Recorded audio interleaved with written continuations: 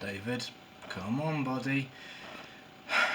We all need fluids, but pretty sure you're not depressed enough to want to stop staring at that picturesque picture. So open up, bud. Please. I brought water.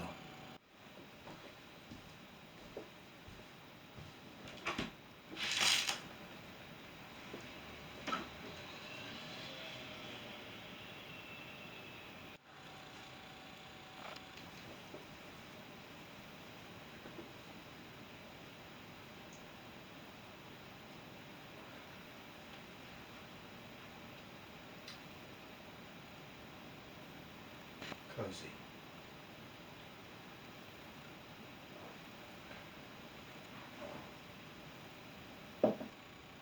So, how have you been feeling?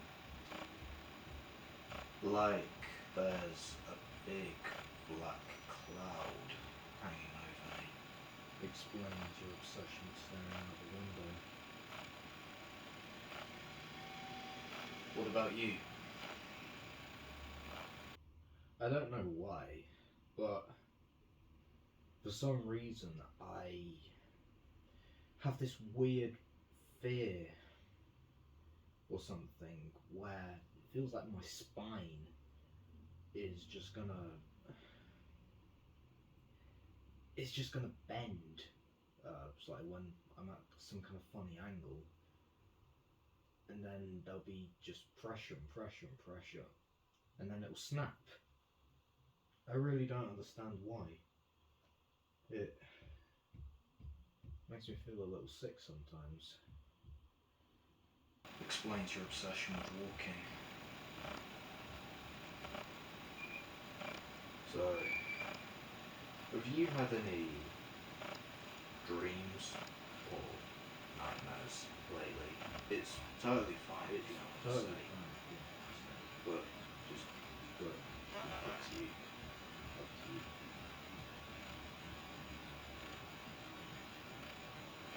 There was this one time, I had this dream. I guess it was about this block of cheese or whatever. I don't know. And it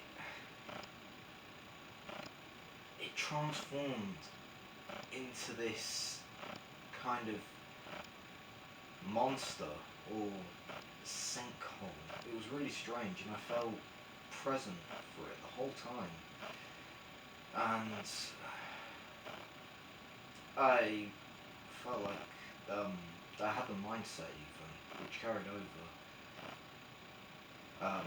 I guess I imagined myself just kind of absorbing the pain, but the mentality, I don't remember it. It was kind of scary. It really was scary, like, especially for some reason. Like, I imagined this thing like straight in front of me, and its black sinkhole was just staring at me, maybe coming towards me, and that was the freaky part. That's funny. I once had this dream. Well, not really a dream. I had this thought actually. I was awake. Where there was this Little white ball, and it would stretch out like a spider web. Um, and it had this sort of this mouth or black hole or whatever in the middle, like it could eat people. It was really eldritch, maybe even Lovecraftian. I don't know, like the UFO out of Nope. It was kind of extraordinary to think about, I guess. But that's just me, I guess. Yeah, I can get full in my head too sometimes.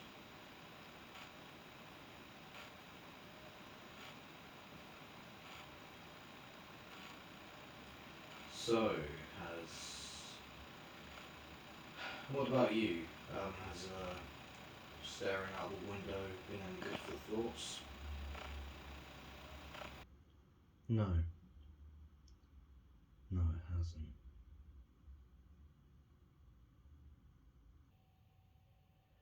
So, why do you do it?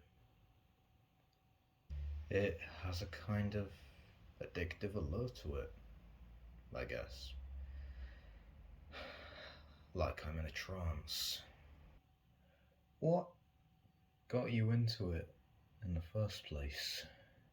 I got into it because, um, you know, when it's like when you see a painting and um, sometimes it can be really captivating. Some of them, the others sometimes it can be really boring. Sometimes it can really catch your eye, and it takes you somewhere. Like how you see a book cover or a film poster.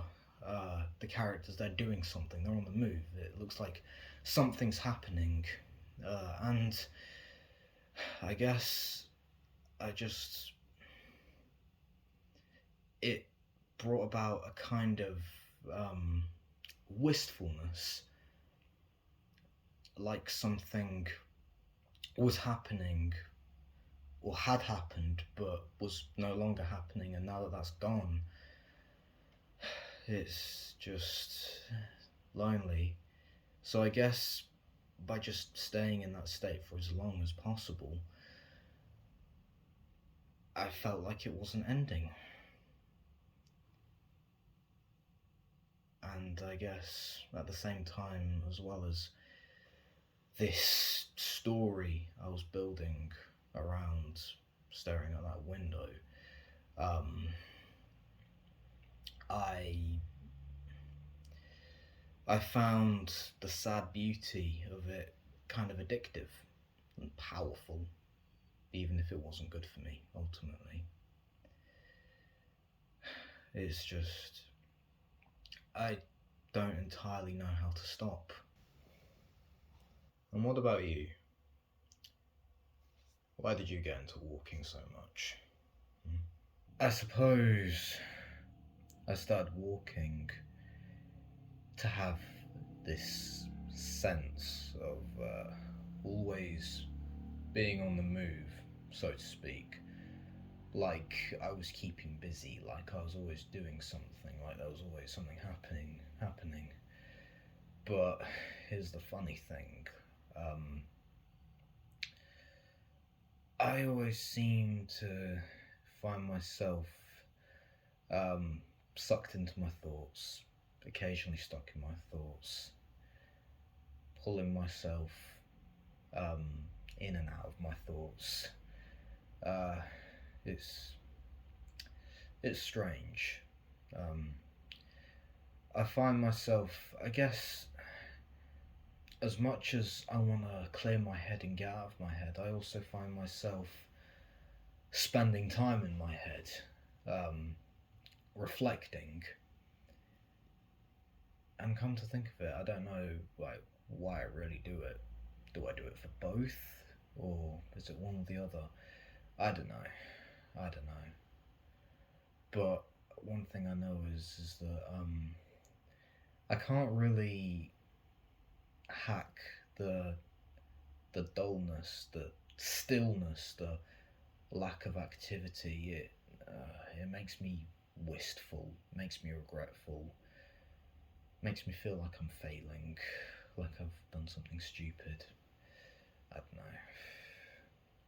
Parks, fields, bridges, uh, thick trees, record shops, high streets, bookshops, game shops, uh, just pretty much all kinds of shops, really. I guess anywhere that kind of reminds me of a story, something that can feel like a story, something that makes me feel on the move, I guess.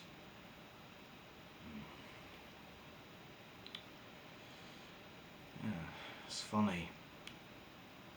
Pretty sure you once, or wanted to be a photographer, and I wanted to be the cinematographer. How funny. Such poetry. What happened to us?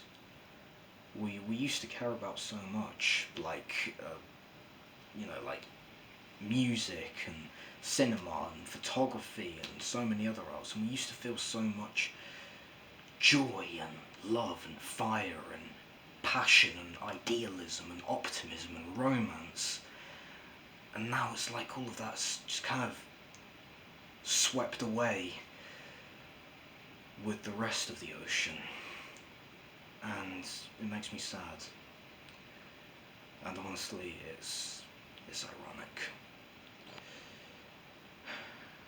It's like I'm starting to forget it. And now it's like the most I feel, how we feel, is this bitterness, sadness, fear, rage, and impending doom and regret. What got us here?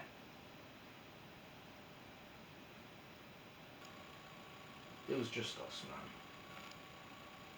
And a few things outside of our control. But I think mainly us. Tell me about the best picture you've taken.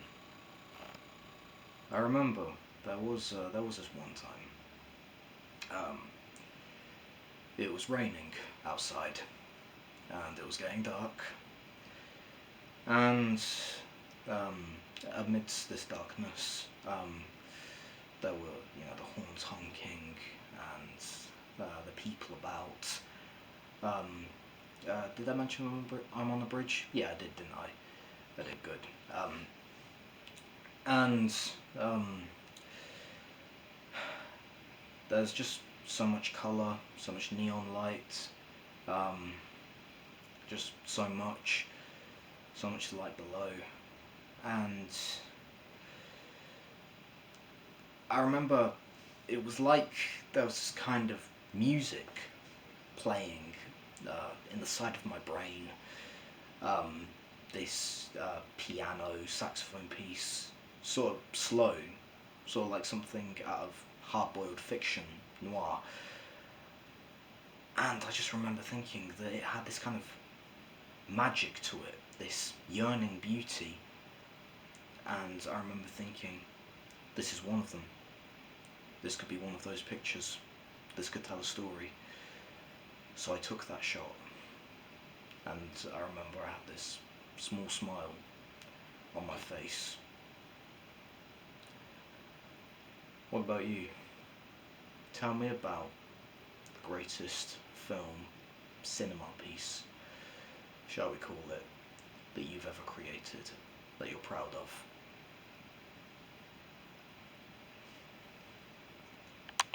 There was this one film I was working on. It was this western, a while back. I won't bore you with the details.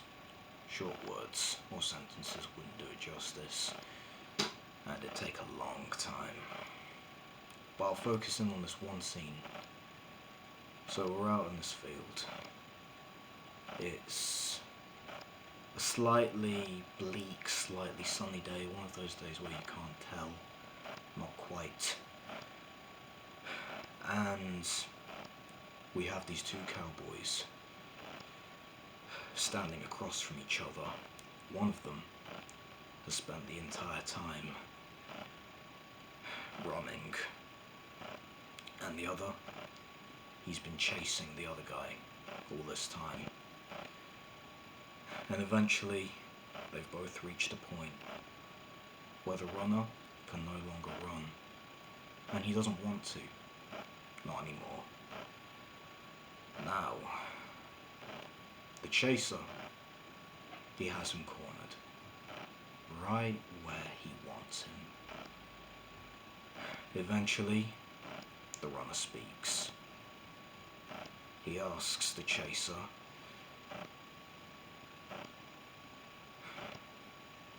What do you hope to get from all this, anyway? Why have you been chasing me this whole time? And the chaser, he looks at his boots, unsure of himself. Then he looks up and he says, "Tell you the truth, I don't know no more. Guess I'm just doing what needs to be done." Then the chaser, he speaks to the runner and he asks him, "What about you? Why have you been running this whole time?" And the runner, he responds with, "Well, I guess I just want one final sweet smelling cigar away from the grey and the metal bars on my cage."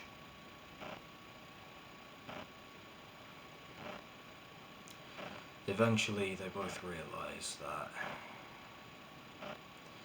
this has to end one way or another. And it has to have a satisfying ending. Something big. So, they reach for their guns. The chaser, he gives command. On the count of 3. 1, 2. They both have their guns pointed. Now, they are both in their regular positions, but then, on the runner, a circular treacle in the middle of his chest begins to form. The runner, still standing across from him, he doesn't feel anything. Not really. And then, on the side of his neck, a bloody graze that gets bigger, and he has to clutch to stop any more blood. Meanwhile, the runner, he's collapsing, and he's steadying himself up off the floor, wheezing on his own breath. Now, the chaser, he comes over, and he kneels, and he pulls out his last cigar. He puts it in the runner's mouth, and he lights it. Still got the gun on him. And the runner, he's got it in his mouth. And he just enjoys it. And the chaser is by his side. And he stays there. They both stay there. Until the runner, he gives out. And he's dead. And the chaser, he's all alone. He looks at his gun. He really doesn't feel anything. He puts it away. He gets himself up and using his neckerchief, he makes a tourniquet, puts it tight round, and he walks off, still clutching. That's all I have to say about that.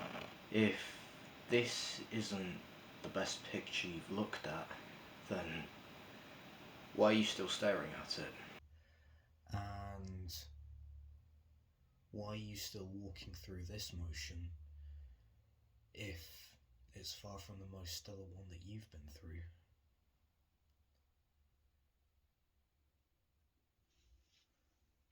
I say, we take the photo of that window, and then we move on. Literally.